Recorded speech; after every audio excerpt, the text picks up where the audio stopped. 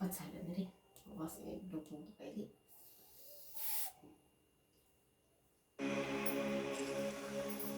मैं जानता हूं कि आप सभी ध्यान करना चाहते हैं, लेकिन कुछ मित्र किसी न किसी कारणवश ध्यान में सफल नहीं हो पा रहे।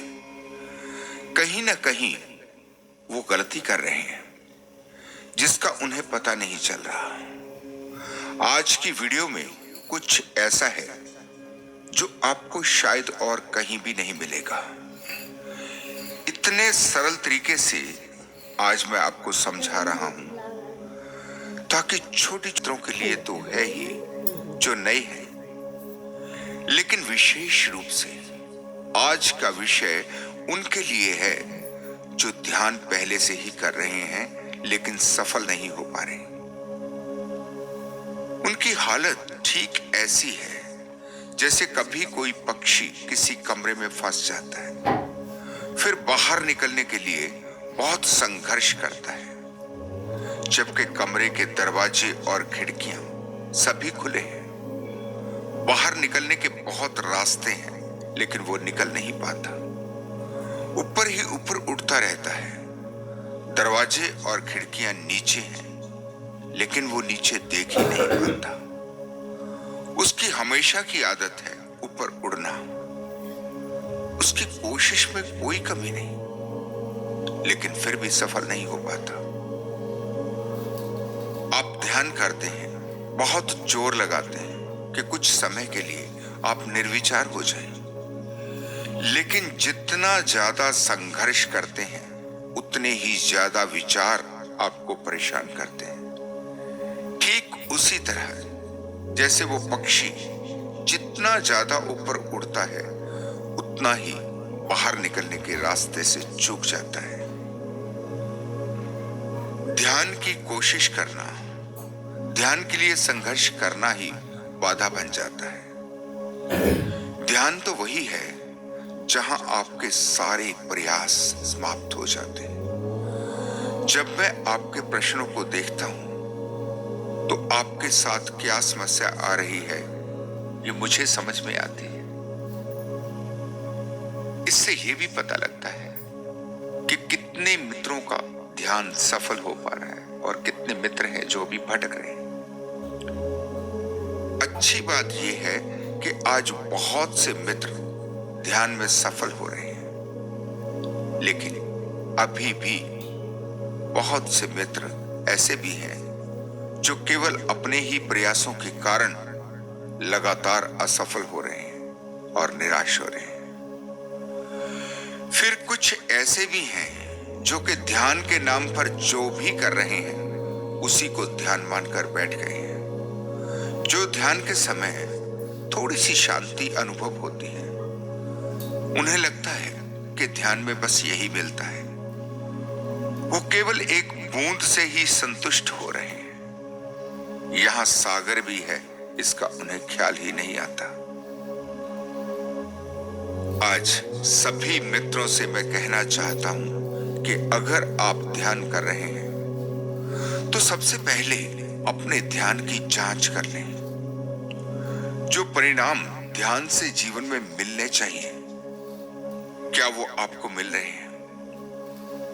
अगर मिल रहे हैं तो आप बिल्कुल सही मार्ग पर हैं, लेकिन अगर नहीं मिल रहे तो कहीं ना कहीं ध्यान में गलती हो रही है। आपको ध्यान की शुरुआत फिर से करनी पड़ेगी। अपने ध्यान की जांच कैसे करनी है? वो कौन से परिणाम हैं जो आपके जीवन को बदल देते हैं? नई शुरुआत कैसे करनी है? कैसे अपनी साधना के मार्ग को सही करना है? आज इसी विषय को सरल तरीके से समझने की कोशिश करेंगे।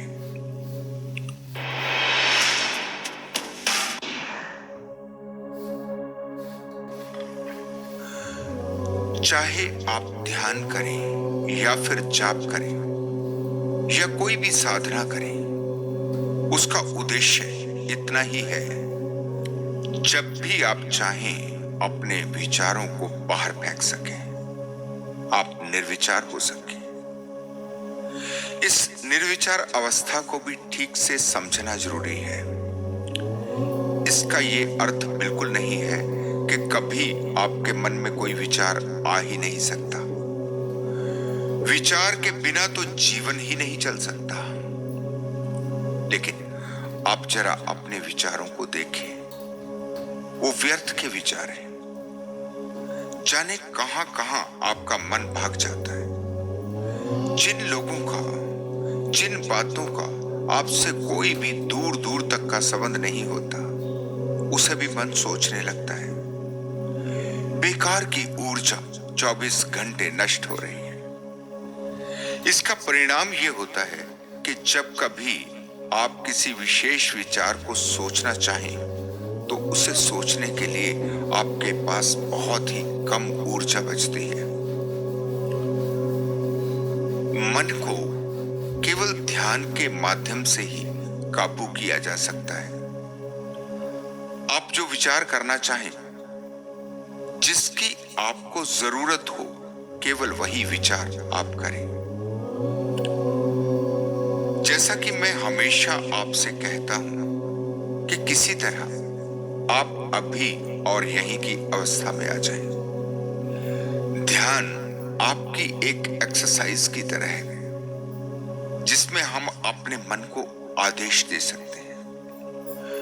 अगर मन फालतू में भौंक रहा है, तो हम आदेश दे सकें, मन को कह सकें कि चुप। ये प्रक्रिया ठीक इसी तरह है जैसे किसी घोड़े को साधना होता है। जंगली घोड़ा कभी भी आपको अपनी पीठ पर नहीं बैठने देगा। वो हमेशा ही आपके लिए खतरनाक है। वो कभी भी आपको मार सकता है, लेकिन सधने के बाद वो हमेशा आपकी आज्ञा का पालन करता है, बल्कि हर जगह आपकी रक्षा करने के लिए तत्पर है। मन ठीक उसी बेलगाम घोड़े जैसा है। ध्यान कोई आधे घंटे या 1 घंटे की प्रक्रिया नहीं है। ध्यान तो 24 घंटे की प्रक्रिया है। लेकिन ध्यान साधने के लिए ठीक वैसे ही जैसे घोड़े को 24 घंटे नहीं साधा जाता। हर रोज एक निश्चित समय होता है उसकी प्रैक्टिस का। लेकिन जब वो सध जाता है, तो हमेशा के लिए सध जाता है। फिर उसे रोज रोज साधने की कोई जरूरत नहीं। एक बार कमांड में आ गया तो बस काम हो गया। ध्यान का अर्थ है मन के घोड़े को लगाम डालना। फिर जिस दिशा में आप उसे ले जाना चाहें, वो उसी दिशा में जाए। इसलिए मैं कहता हूं कि जब आप अपने मन को वश में कर लेते हैं, तो आपको हर रोज के ध्यान की कोई आवश्यकता ही नहीं। आप जो भी करते हैं, आप हमेशा पूरे ध्यान में होते हैं। फिर ये बात ही नहीं कि आप कितना समय ध्यान करते हैं, ये बात ही फिजूल हो जाती है। अब बात उल्टी है। जब कभी आप ध्यान से बाहर हो जाते हैं, जब आपको कभी आपकी इच्छा के विरुद्ध क्रोध आ जाता है, जब कभी आपका नियंत्रण खोता है, तब आपको पता चलता है कि कुछ समय ऐसा आया जिसमें आप अपने ध्यान से भटक गए। जैसे ही ये ख्याल आता है, आप तुरंत अपने ध्यान में दोबारा प्रवेश कर जाते हैं। आपने पूरा जीवन भी ध्यान किया हो, लेकिन उसका अगर आपके जीवन पर प्रभाव नहीं पड़ा, तो वो सारा ध्यान व्यर्थ गया। लेकिन अगर धीरे धीरे आपका जीवन बदलने लगा, जब आपको पता चलने लगा कि आप पहले कैसे व्यक्ति थे और अब कैसे हो गए, तभी ध्यान अपने सही मार्ग पर है। फिर चाहे आपने इसे किसी भी साधना से पाया, उससे कोई फर्क नहीं पड़ता। आपका उद्देश्य पूरा हो गया, इतना पर्याप्त है। जीवन का रूपांतरण ही एकमात्र प्रमाण है। ध्यान की शुरुआत कैसे करें? चाहे नई शुरुआत करनी हो या फिर ध्यान असफल हो रहा हो, तो सबसे पहले तो बिल्कुल भी जल्दी नहीं करें। जितना ज्यादा धैर्य आप में होगा उतना ही ध्यान की सफलता निश्चित है। अगर ध्यान में सफलता नहीं मिल रही तो सबसे पहले तो थोड़ा विराम आपको देना होगा। कम से कम 10 दिन तक जो भी ध्यान आप कर रहे हैं उससे बाहर हो जाए। 10 दिन कोई ध्यान नहीं करना।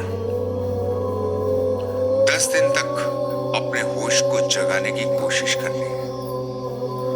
अपनी सभी पूर्व धारणाओं से मुक्त होना है। अगर आप कोई पूजा पाठ भी करते हैं तो इसे भी ऐसे नहीं करना जैसे अभी तक आप करते आए हैं।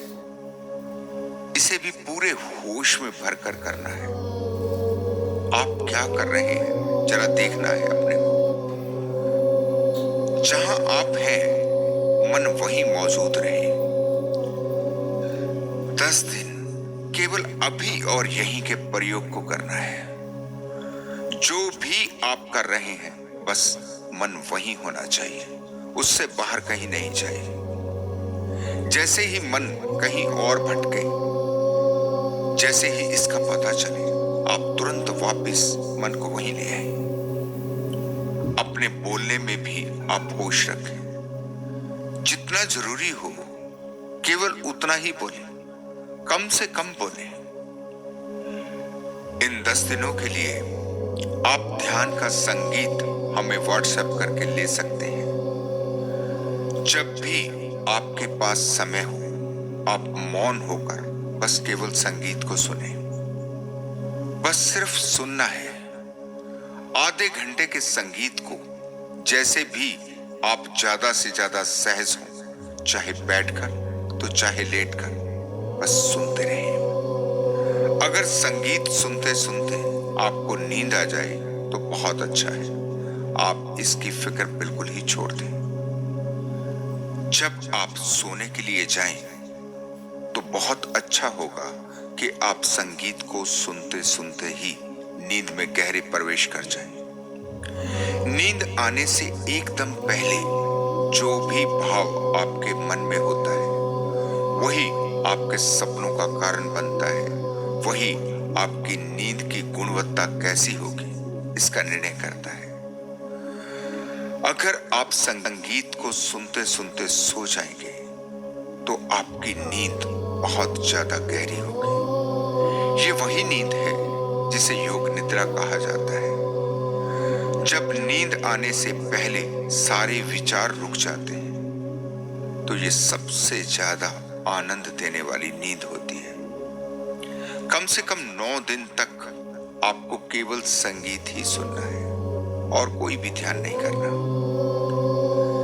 जैसे किसी बीज को बोने के लिए पहले हमें जमीन तैयार करनी होती है, ठीक इसी प्रकार ध्यान का बीज बोने के लिए भी अपने मन की जमीन को तैयार करना है। 10वें दिन आपको कम से कम 24 घंटे मौन रहना है।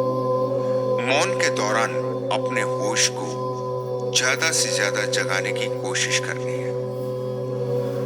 मौन की स्थिति में होश रखना पहले से भी ज्यादा आसान हो जाएगा, क्योंकि बोलने में आपकी बहुत ज्यादा ऊर्जा खर्च होती है। मौन में ये अतिरिक्त ऊर्जा भी आपके पास है।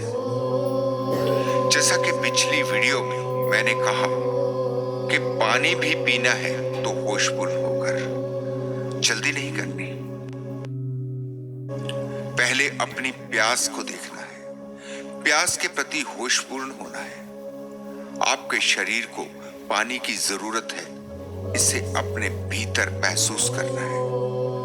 फिर पानी के प्रति जागना है। पानी का गिलास आपके हाथ में है। कम से कम 1 मिनट तक पानी को समझने की कोशिश करो। पानी के प्रति प्रेम से भर जाओ। महसूस करो कि आपके हाथ में जीवन है। पानी के प्रति अपने भीतर अहोभाव को जागने दो। देखो ध्यान से पानी को, समझो पानी को, ऐसे जैसे पानी से आप बात कर रहे हो। जितना भी हो सके अपने को संवेदनशील बनाओ। फिर धीरे धीरे एक एक घूंट करके पानी को पियो। पानी को अपने शरीर के भीतर अनुभव करो।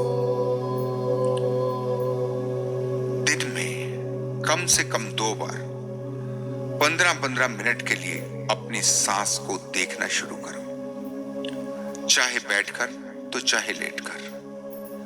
लेकिन इस बात का पूरा ध्यान रखना है कि आपको कोई असुविधा नहीं होनी चाहिए। अगर आपको बैठना ज्यादा अच्छा लगे तो अपनी कमर को सीधा रखते हुए बैठ जाएं। अगर लेटकर करना चाहें तो पीठ के बल बिल्कुल सीधा लेट जाएं और अपने शरीर को बिल्कुल ढीला छोड़ दें। अपनी पलकों को भी बिल्कुल ढीला हो जाने दें, इतना ढीला कि वो अपने से ही बंद हो जाए। ध्यान रहे कि आपने आंखें बंद करने का कोई प्रयास नहीं करना। जैसे ही आप बिल्कुल ढीला छोड़ देंगे तो वो अपने से ही बंद हो जाएंगे। बिल्कुल भी जोर नहीं लगाना, जो होता हो अपने से ही होने दें। अभी आपको कुछ भी करने से बाहर होना है। बस आप सांस ले रहे हैं, सांस को बिल्कुल धीमा कर लें, सांस को गहरा करें, लेकिन गति बिल्कुल ही धीमी हो जाने दें। सबसे पहले अपने नाक पर, जहां से सांस अंदर जा रही है, वहीं पर अपनी सांस को देखना है और बहुत अच्छे से उसे अनुभव करना है। करीब करीब 5 मिनट तक सांस को नाक के प्रवेश द्वार पर देखते रहें। जैसे ही सांस पूरी तरह से अनुभव होने लग जाए, इसके बाद सांस जहां आपके भीतर जा रही है, अपने पेट तक इसे अनुभव करना शुरू करें। अब नाक से ध्यान हटाकर अपने पेट पर ले जाएं, नाभि तक ले जाएं। अनुभव करें कि सांस आपकी नाभि तक जा रही है। इसके साथ साथ ऐसा भी अनुभव करें कि हर एक सांस आपको जीवन दे रही है। सांस को ऐसे देखें जैसे कि आप जीवन को देख रहे हैं। सांस भीतर गई तो जीवन भीतर गया, सांस बाहर आई तो जीवन बाहर गया। अपना पूरा ध्यान बनाए रखें। सांस का भीतर जाना और बाहर आना, इस पर ही अपना पूरा ध्यान लगा दें। शरीर को बिल्कुल ढीला रखना है।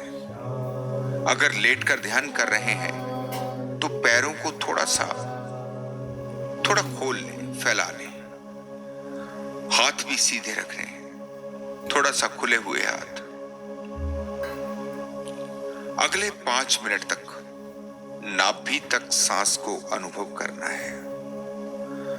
5 मिनट में आपके अंदाजे के लिए कह रहा हूं। इसका सही अर्थ है तब तक जब तक पूरी तरह से आपको सांस नाभि पर अनुभव होने लगे।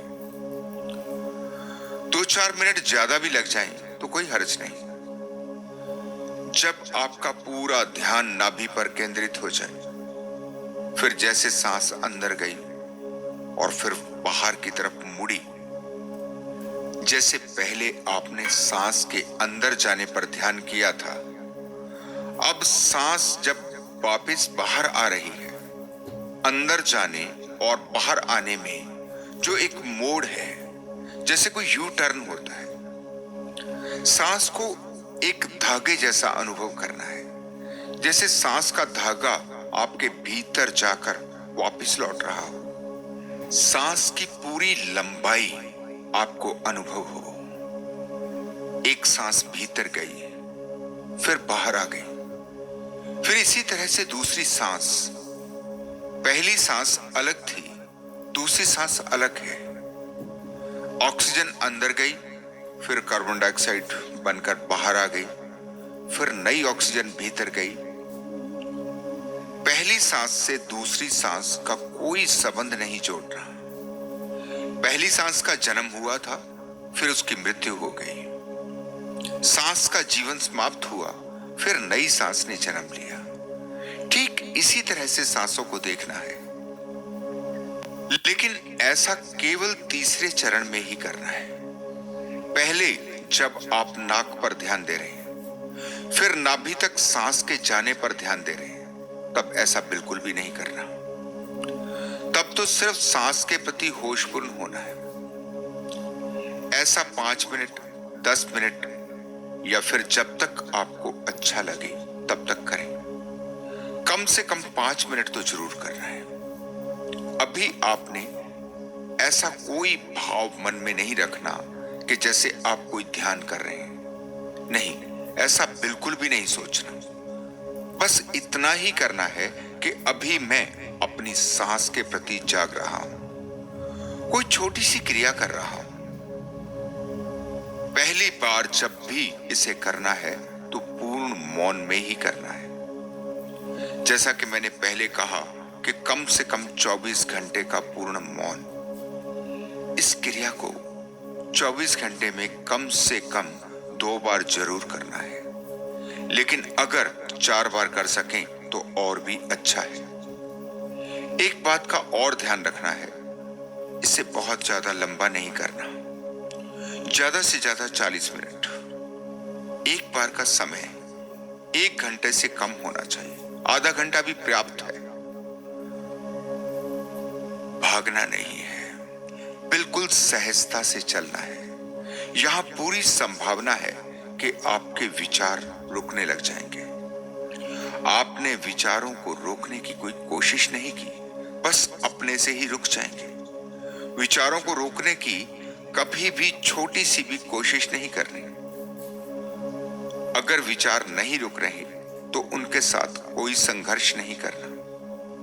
ये बहुत जरूरी है, इसे ठीक से समझ लें। अगर विचार आ रहे हैं तो आप चुपचाप अपने विचारों को देखते रहें। विचार आ रहे हैं, जा रहे हैं, ठीक उसी तरह से जैसे आप किसी रास्ते पर खड़े होकर ट्रैफिक को आते जाते देखते हैं। ना तो विचारों को सहयोग करना है, ना ही उनका विरोध करना है। बस केवल दृष्टा बने रहें। विचार हैं और आप हैं। आप जैसे दूर खड़े होकर उन्हें देख रहे हैं। न किसी विचार को अच्छे के तरीके से देखना है, ना ही बुरे के तरीके से। बस ये केवल विचार है, ना अच्छे हैं ना ही बुरे हैं।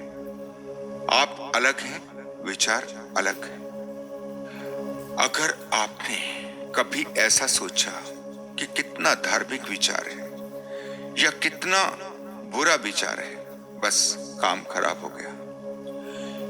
अब आपने उस विचार के साथ अपना जुड़ाव बना लिया, फिर उसी से कितने ही और विचारों का जन्म हो जाएगा। इसलिए अपने को अलग करके देखना है। आप विचार नहीं हैं, आप विचार के प्रति निर्णायक भी नहीं है। ऐसे देखना है जैसे आप किसी दूसरे ही व्यक्ति के विचारों को देख रहे हैं। आपको किसी दूसरे के विचारों से कुछ लेना देना नहीं। पहले ही दिन से आपको पता चल जाएगा कि आप बिल्कुल सही रास्ते पर हैं। अगर ठीक से सांस को देखने का प्रयोग किया तो आपको साफ साफ कुछ भीतर बदलता हुआ अनुभव होगा। पहले दिन आपका मौन था। अगले दिन अपने नॉर्मल जीवन के साथ आपने यही प्रयोग कम से कम 2 बार दिन में जरूर करना है। अब मौन की जरूरत नहीं। पहले दिन मौन की जरूरत इसलिए थी ताकि आप ज्यादा से ज्यादा संवेदनशील हो सके। आप सफल हो रहे हैं, इसे आसानी से आप अनुभव कर पाए। फिर 7 दिन बाद दोबारा से 1 दिन का मौन रखें। ठीक वही पहले वाली प्रक्रिया को दोहराना है।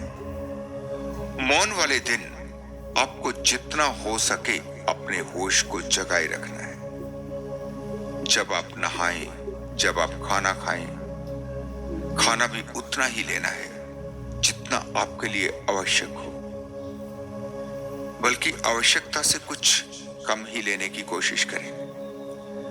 जैसे आपने पानी के साथ किया, ठीक वही सब खाने के साथ भी करना है। अपनी भूख को अपने भीतर अनुभव होने दें, फिर अपने खाने के प्रति जागें। ये भी आपको जीवन दे रहा है, इसके प्रति भी आप अहोभाव से भरें। इसका प्रयास नहीं करना, वो अपने से ही हो जाएगा। जब आप अपनी भूख के प्रति जागेंगे तो खाने की आपके जीवन में क्या विशेषता है ये ठीक से आपको समझ आएगा। फिर कुछ नहीं करना होगा, अपने से आपका मन खाने के प्रति प्रेम और अहोभाव से भर जाएगा। जितना जितना आप होश को जगाते जाते हैं, उतने ही आप संवेदनशील बनते जाते हैं, और जितने ज्यादा आप संवेदनशील बनोगे, उतना ही चारों तरफ से आप पर ज्ञान बरसने लगेगा।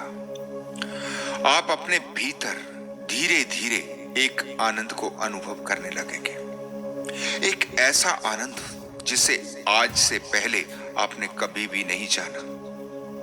आज तक आपने जितने भी आनंद जाने हैं, वो सब नीरस दिखाई पड़ेंगे।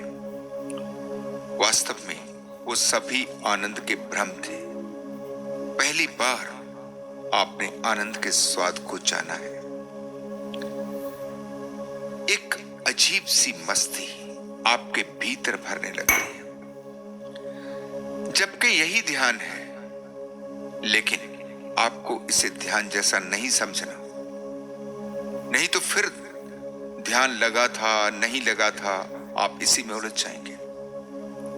कोई आशा नहीं रखें। ध्यान से क्या होगा, ध्यान में कैसा अनुभव होगा, ऐसी कोई भी जिज्ञासा नहीं। आपने बस इतना ही समझना है कि इससे कुछ भी नहीं होगा। कुछ ही दिनों में जब आपकी सारी जिज्ञासा शांत होने लगेगी, तभी आपको ध्यान के परिणाम मिलने लगेंगे।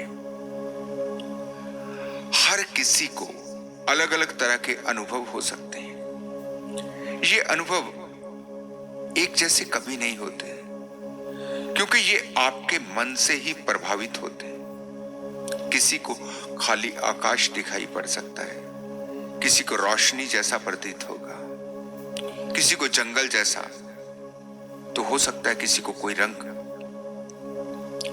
आपको क्या अनुभव होगा, ये तो आप ही देख पाएंगे, आप ही जान पाएंगे। फिर आपका बहुत मन करेगा कि आप किसी के साथ अपने अनुभव को साझा करें। ध्यान रखें, ऐसा आपको बिल्कुल भी नहीं करना है, क्योंकि जैसे ही आप अपने अनुभव को दोहराएंगे, पहली बात तो आप उसे कह ही नहीं सकते। अगर कहेंगे तो आपको किसी कल्पना का सहारा लेकर ही कहना पड़ेगा। जैसे आप कहेंगे कि कुछ कुछ ऐसा अनुभव हुआ, वो बहुत सुंदर अनुभव था, ना तो आप अनुभव को बता पाएंगे ना उसके आनंद को। यहीं आप उस अनुभव से प्रभावित हो जाएंगे, जो आपके आगे के रास्ते की रुकावट बन जाएगा। फिर आप अगले दिन भी प्रयास करेंगे कि वही अनुभव आपको दोबारा हो। अब आप भी नहीं जानते कि वो क्या अनुभव था। वो तो जो भी था अपने से ही था। आप तो उसे ठीक से याद भी नहीं कर पाएंगे। यही आप सत्य से भटक कर एक झूठ में, एक कल्पना में जाने लगेंगे। तब सब किए धरे पर पानी फिर जाएगा। ये सब मैं आपको इसलिए बता पा रहा हूं कि मेरे साथ ये सब हो चुका है। मैं बार बार मार्ग से भटका। जो भी आपको अनुभव हो, उसे कोई भाव नहीं देना। उसके प्रति बिल्कुल ही निर्विकार भाव रखना है। ठीक वैसे ही जैसा कि मैंने आपसे कहा, विचारों के साथ करना है। बस जो भी हुआ, जिस समय भी हुआ, वो उसी पल का था। उस सबको भूल जाओ। उसको बार बार याद नहीं करना। दूसरे को बताने की बात तो दूर, अपने भी मन में उसके विचार नहीं आने देने। जैसे कोई स्वाभाविक सी घटना हो, उसके प्रति आकर्षित नहीं होना। जो हो रहा है होता रहे, मुझे इससे कुछ लेना देना नहीं, बस यही भाव रखना है। पहली दूसरी बार थोड़ी मुश्किल होगी, लेकिन उसके बाद आपको इस सब की आदत हो जाएगी। फिर पूरी संभावना है कि हर बार अनुभव अलग प्रकार के होंगे। धीरे धीरे ये अनुभव गहरे होते जाएंगे। जैसे जैसे आप चलते रहोगे तो आप पाओगे कि आपका मन मध्य में आ रहा है। जैसे पहले कभी उत्तर तो कभी दक्षिण होता था, पहले कभी दुख में कभी सुख में होता था, अब वो धीरे धीरे निर्विकार होने लगेगा। मन अपनी प्रतिक्रिया देना ही बंद कर देगा। अब आप उसी स्थिति में पहुंचने लगेंगे जिसे समग्र स्वीकार की स्थिति कहते हैं, जहां आप जान पाते हैं कि यहां जो भी हो रहा है सब अच्छा है। अब से पहले आप इसे केवल शब्दों में ही कहते रहे। आप कह तो देते हैं कि भगवान जो भी करता है अच्छा करता है, लेकिन भीतर भीतर आपको भी पता होता है कि अच्छा तो कुछ नहीं हुआ। लेकिन अब और कहा भी क्या जा सकता है, तेरा भाना मीठा लगे। कड़वा खा रहे हो और मीठा बता रहे हो। लेकिन अब की स्थिति में आप ऐसा मुंह से बिल्कुल भी नहीं कहते कि जो हुआ अच्छा हुआ। अब तो इसे आप अपने भीतर से जानते हैं। मुंह से तो केवल तभी तक कहा जा सकता है जब तक आप इसे भीतर से जान नहीं लेते। जब जान लिया फिर इसका कोई अर्थ नहीं। आपने स्वाद चखा, आपने जाना। इसी के साथ एक ऐसी मस्ती आपको अनुभव होती है, एक ऐसी गहन शांति, अपने ही भीतर आनंद का एक ऐसा स्रोत, एक ऐसा झरना जिसे पहले आपने कभी नहीं जाना। नाम खुमारी नान का चढ़ी रहे दिन रात, वो नशा जो कभी समाप्त ही नहीं होता। आप जो भी अपना रोजगार करते हैं या कोई नौकरी करते हैं, उसमें हर दिन निखार आने लगता है। आप पहले से कहीं ज्यादा अच्छी तरह से अपने काम को करते हैं। अब आपका काम भी आपका ध्यान बन जाता है। उसकी गुणवत्ता ही अलग है, क्योंकि आपके जीवन में कोई स्वार्थ नहीं बचता। यहां पूरी प्रकृति आपकी सहयोगी हो जाती है। बहुत से मित्र मुझसे पूछते हैं कि क्या सफल होने के लिए भी कोई ध्यान है? ध्यान का अर्थ ही सफलता है। अभी आप जो भी करते हैं उससे समग्रता से नहीं कर पाते। अभी तो आपका ध्यान बंटा बंटा रहता है। जो आप कर रहे हैं उस पर ज्यादा से ज्यादा 30% ही ध्यान होता है। जब आप ध्यान की कला को जान जाते हो तो 90% से ज्यादा ध्यान जहां आप देना चाहें दे सकते हैं। अब ये सारा खेल आपके हाथ में है। फिर कौन है जो आपको जीवन के किसी भी आयाम पर असफल कर सके? जिन लोगों ने भी जीवन के परम आयामों को छुआ है, जिन लोगों ने भी जीवन के आकाश को छुआ है, फिर चाहे वो वैज्ञानिक हो, चाहे संगीतकार हो, चाहे चित्रकार हो, वो कोई भी हो, वो केवल इसलिए कि वो अपने ध्यान को पूरे का पूरा अपने विषय पर लगा पाए। सब तरफ से ध्यान हटकर केवल एक जगह पर केंद्रित हो गया। आपने सुना होगा, अक्सर कहा जाता है कि सरस्वती और लक्ष्मी का कोई मिलन नहीं होता। ऐसा क्यों कहा जाता है?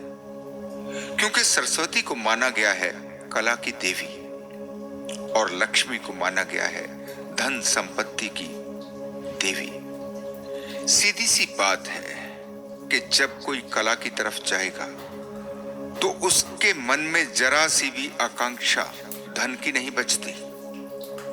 अगर धन की तरफ उसका ध्यान बंटा हो तो वो कला में पूर्ण नहीं हो पाएगा। हाँ, ये बात अलग है, जो भी कभी शीर्ष को छू लेता है तो उस पर धन की वर्षा अपने से ही होने लगती है। उसकी कोई आकांक्षा नहीं थी, उसने चाहा ही नहीं था, उस तरफ तो कभी उसका ध्यान भी नहीं था। वो सब तो अपने से बरस गया। बहुत से मित्र पूछते हैं, धन नहीं कमा पा रहे, धन के बिना जीवन को कैसे चलाएं? नहीं चलाया जा सकता। धन कमाना तो आवश्यक है, अपनी जरूरतें तो आपको ही पूरी करनी पड़ेंगी। आप धन क्यों नहीं कमा पा रहे, इसे पूरे ध्यान से आपको अपने जीवन को देखना पड़ेगा। कोई भी आपका भाग्य विधाता नहीं, जो भी हैं आप स्वयं ही हैं। कहीं ना कहीं आपसे ही गलती हो रही है। जब आप इस जीवन में आए हैं तो कुछ ना कुछ गुण तो निश्चित ही आपके साथ आया है, जिसे आप पहचान नहीं पाए, जिसे आप पकड़ नहीं पाए। ऐसा व्यक्ति ढूंढना असंभव है जिसमें कोई भी गुण ना हो। प्रकृति ने सभी को कोई ना कोई गुण देकर ही संसार में भेजा है। ये आपको ही खोजना है कि कमी कहां है। क्या आप आलस्य के शिकार हैं या फिर आप अहंकार के शिकार हैं? जब आप सोचने लगते हैं कि ये तो छोटा काम, ये मैं कैसे करूं, या फिर आपने आत्मविश्वास ही पैदा नहीं किया, तभी तो बहुत से व्यक्ति केवल नौकरी की तलाश में ही भटकते रहते हैं। वो कभी नहीं सोचते कि चाहे उन्हें कुछ भी क्यों ना करना पड़े, वो करेंगे।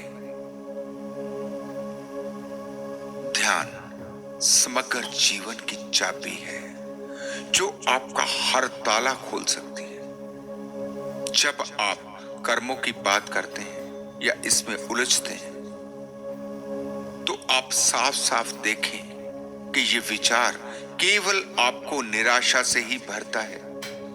इसका कोई भी उपयोग आप नहीं कर पाएंगे। भाग्यवादी होकर बैठ जाना अपने को मार लेने के समान है। इससे आपका कोई भला नहीं होने वाला। इसीलिए बहुत से मित्र पूछते हैं कि अगर कर्म का सिद्धांत गलत है तो फिर कोई अमीर घर में तो कोई गरीब घर में क्यों पैदा होता है? ये प्रश्न जब भी तक पूछा जा सकता है जब तक आपके भीतर अज्ञान है। ये वास्तव में अज्ञान का ही प्रश्न है। आपकी आंखें अंधी हैं। आप धन के अतिरिक्त कुछ भी नहीं देख पा रहे क्योंकि आपके मन पर केवल और केवल धन का ही प्रभाव है। तो आपको और कुछ दिखाई ही नहीं देता। आप नहीं देख पाते कि जो बहुत ज्यादा धनी है तो क्या वो आनंदित भी हैं या फिर उनका जीवन दुखों से भरा है। जितना गहरे जाओगे तो आप पाओगे कि गरीब के उतने दुख नहीं होते जितने के अमीर के होते हैं। लेकिन इसका ये अर्थ भी मत समझ लेना कि धन आपके दुखों का कारण बनता है। ऐसा बिल्कुल भी नहीं है। धन तो सुख देता है लेकिन आपका मन ही आपके लिए दुख निर्मित कर देता है। धन कभी दुख नहीं बनता। आपका लालच, आपकी और ज्यादा कमाने की लालसा, आपका धन के प्रति मोह, आपका आकर्षण ही आपके दुखों का कारण है। इसी को गलत समझने के कारण बहुत सी मूढ़ताएं पैदा होती हैं। एक मूढ़ता है धन के पीछे भाग लेना, धन के लिए अंधा हो जाना, जरूरत से ज्यादा धन इकट्ठा करना। दूसरी मूर्खता है धन को गलत मानकर उसे छोड़कर भाग जाना। दोनों ही अवस्थाओं में कारण धन ही बन रहा है। चाहे आप उसे पाने के लिए दौड़ रहे हो, चाहे उसे छोड़ने के लिए, पागलपन एक ही है। ध्यान आपको अपने केंद्र पर ले जाता है, जहां सब कुछ बैलेंस्ड, सब कुछ संतुलित है, जहां ना धन को पाने के लिए कोई होड़ है, ना ही उसे छोड़ने की कोई आवश्यकता, जहां आप धन को केवल एक जरूरत के तरीके से देखते हैं, जहां आपको धन की आवश्यकता केवल अपने जीवन को चलाने के लिए करनी होती है। अगर आपके पास बहुत सारा धन आ जाए तो भी आप उससे भागते नहीं, आप उसका उपयोग करते हैं। लेकिन आपका उससे कोई जुड़ाव नहीं बनता, उसके प्रति कोई मोह नहीं पैदा होता। आपका हृदय प्रेम से भरा होता है। आप होशपूर्ण तरीके से इसे खर्च करते हैं। उसे इकट्ठा करते जाने की कोई भी भावना आपके भीतर जन्म नहीं ले सकती। आज आपके पास धन है तब भी आप आनंदित हैं। कल अगर ये धन चला जाए तो भी आप उतने ही आनंदित रहेंगे। रत्ती भर भी फर्क नहीं पड़ेगा। आपके आनंद पर धन कोई प्रभाव ही नहीं डालता। आनंद का धन से कुछ लेना देना ही नहीं, वो बात ही अलग है। परमानंद के यही अर्थ है, जिस आनंद का कोई कारण नहीं, जो बस अपने से ही है, किसी दूसरी चीज पर जिसकी नींव नहीं टिकी। अगर कोई आनंद किसी कारण से है तो वो केवल आनंद का भ्रम है। जैसे कोई शराब पीकर आनंदित हो जाए, तो कोई किसी सुंदर महिला पुरुष से आनंदित हो जाए, कोई धन से, कोई पद से, ये कहीं से भी आनंद नहीं है। जिसे जब कभी असली आनंद मिल जाता है तो ऐसे थोथे आनंद उसे कभी भी भटका नहीं सकते। ध्यान से जब आपका मन संतुलित होता है तो आपकी आज तक की सारी धारणाएं गिर जाती हैं। इसी को कहते हैं जीवन का रूपांतरण। इसी का अर्थ है आपके लिए सारी सृष्टि का बदल जाना, क्योंकि आपकी आंख बदल गई, आपका नजरिया बदल गया। कल तक जो रंग दिखाई देते थे वो निर्जीव थे, आज हर रंग में जीवन भर गया, जीवंत हो गई। आपके लिए पूरी सृष्टि मनमोहक हो गई। उस आनंद के आगे आपके पैसे के आनंद की क्या औकात है। पैसा है तो भी ठीक है, नहीं है तो भी कोई फिक्र नहीं। बहुत छोटी सी कोशिशों से कोई भी अपनी जरूरतों के लिए धन पैदा कर सकता है, उसमें कोई मुश्किल नहीं आती। ध्यान से ज्यादा आसान और कुछ भी नहीं है, लेकिन इसका पता तब चलता है जब आप ध्यान को उपलब्ध हो जाते हो। इससे पहले तो मुश्किल ही दिखाई पड़ता है। इसे कोई कितनी भी कोशिश करे, इसे कहा नहीं जा सकता। इसका तरीका क्या है? बहुत मुश्किल, कहा ही नहीं जा सकता। फिर भी जितनी हो सकती है मैं उतनी कोशिश करता हूं। बस इतना ही स्मरण रखना है कि ध्यान के पीछे भागना नहीं। ये कोई वस्तु नहीं जिसे आप संघर्ष से पा सकें। ये तो बहुत ही नाजुक, बहुत ही कोमल है। जरा सा भी छू दिया तो काम खराब हो जाएगा। इसलिए मैं बार बार कहता हूं कि इसके प्रयास नहीं करने, बस अपने को शांत कर लेना है और इससे कोई उम्मीद नहीं करनी, कोई आशा नहीं करनी। ध्यान नहीं घट रहा, क्यों नहीं घट रहा, ऐसा कोई प्रश्न कभी किसी से भी नहीं करना। ये प्रश्न ही बाधा बन रहा है। इसे जरा देखें और समझें। ध्यान के इतने ही आयाम नहीं है, अभी तो अपने मन को वश में किया है। इसके साथ साथ बहुत कुछ और भी करना है। अपनी अगली वीडियो में मैं बात करूंगा आपके रोजमर्रा के काम को आपने कैसे करना है।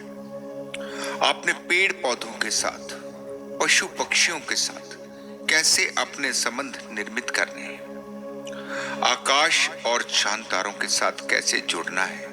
ये सभी ध्यान की ही प्रक्रियाएं हैं।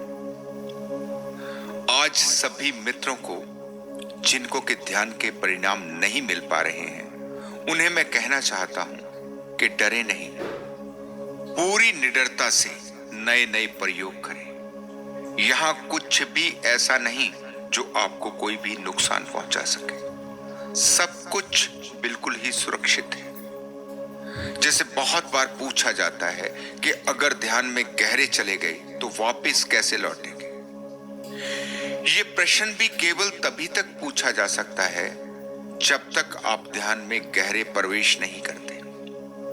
जैसे ही करते हो तो ये प्रश्न ही समाप्त हो जाता है। ध्यान में प्रवेश का अर्थ है पूरी सृष्टि के साथ एक हो जाना, पूरी सृष्टि के संगीत से अपने स्वर को मिला देना। इसमें डरने की कोई बात ही नहीं। हाँ, बहुत बार कुछ लोगों को ऐसा आभास होता है जैसे वो मर रहे हैं। वो स्वाभाविक है, क्योंकि जैसे ही आप छूटते हो तो वो एहसास बिल्कुल ही मृत्यु जैसा है। लेकिन केवल एहसास है, आभास है, ऐसा कुछ होता नहीं, कोई खतरा नहीं। ऐसा इसलिए प्रतीत होता है कि कभी आपने अपने से पकड़ नहीं छोड़ी।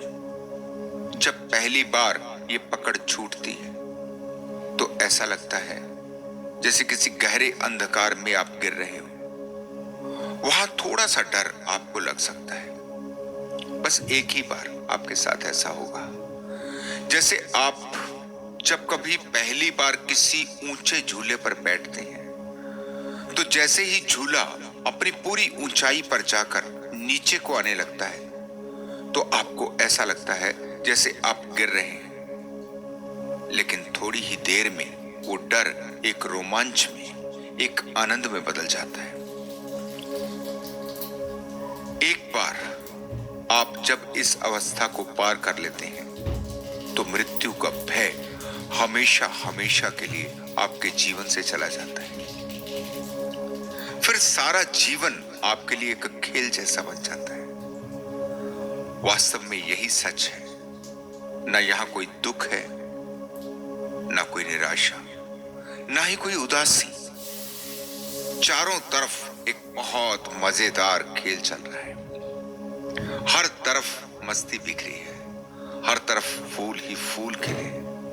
बस अभी आपको खेलना नहीं आ रहा, अभी आपको देखना नहीं आ रहा। इसी देखने की कला को, इसी खेलने की कला को सीखने का अर्थ यही ध्यान है। आशा करता हूं कि आज की वीडियो आपके लिए बहुत उपयोगी साबित होगी। आप अब ध्यान के नए नए प्रयोगों में अवश्य ही सफल हो पाएंगे। आपके लिए यह संसार स्वर्ग बन जाए। आप जान जाएं कि जिसे आप वास्तविक मानकर दुख उठा रहे हैं वो वास्तव में एक खेल से ज्यादा और कुछ भी नहीं है। आपके लिए जीवन और मृत्यु दोनों ही समान रूप से आकर्षक हों। आपके जीवन में सुगंध हो और आपका जीवन फूलों से भरा हो। इसी मंगल कामना के साथ मैं आज आपसे विदा लेता हूं। धन्यवाद।